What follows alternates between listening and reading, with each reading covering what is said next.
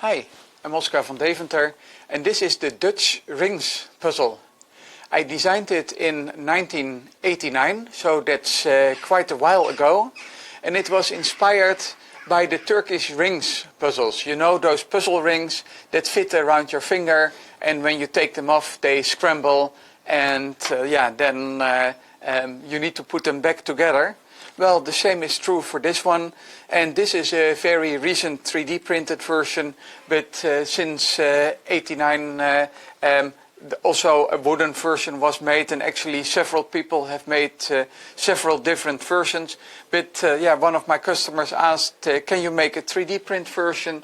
So here you are, and here we have the 3D printed Dutch rings, and when you take them apart, it suddenly becomes very confusing.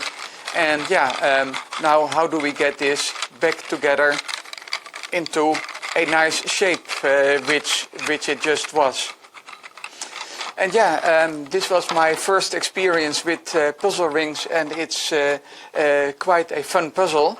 But one of the puzzles that I had to solve was how to 3D print this, because everything fits together and they're together.